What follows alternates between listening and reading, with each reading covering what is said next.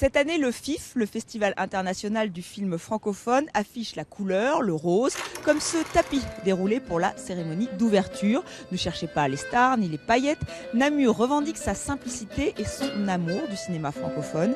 Pour cette 27e édition, 160 films sont présentés, 16 sont en compétition officielle. Le président du jury, le réalisateur français Bruno Podalides, en salive d'avance. J'ai rien regardé du tout. Je veux être absolument neuf. J'aimerais presque voir les films en exagérant, sans générique.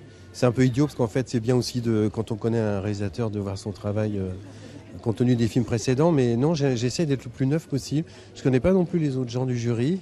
Je me réjouis de ces découvertes.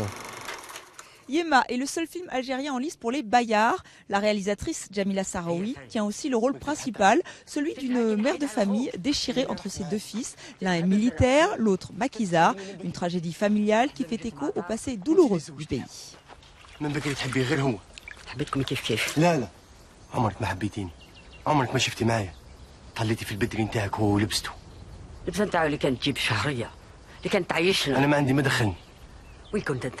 Les tragédies grecques, j'adore ça. J'ai lu ça toute ma vie. Et évidemment, ça c'est une situation typique d'une tragédie grecque. Deux frères qui s'entretuent. Et cette mère qui est au milieu, qui est très dure, mais qui souffre énormément. Elle est vraiment morte à l'intérieur. Puis il n'y a que la mort autour d'elle. Elle essaie de faire revivre ça très difficilement, très lentement. Je me dis oui, c'est une tragédie. C'était dans l'Antiquité, mais c'est aussi dans l'Algérie des années 90.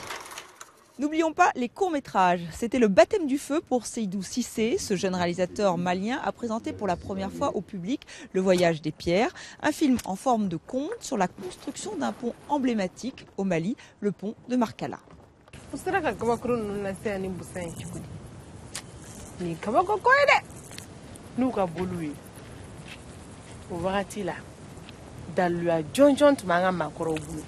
J'essaie de concilier ces deux mondes, le traditionnel et le contemporain, le rêve et la réalité.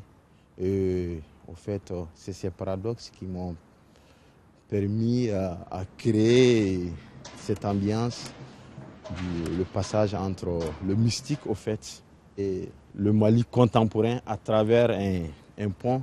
Une première œuvre qu'il a dédiée à tous ceux qui ont donné leur vie pour la construction de ce pont, érigé entre 1934 et 1947, en pleine époque coloniale. La plupart venaient du Burkina Faso voisin.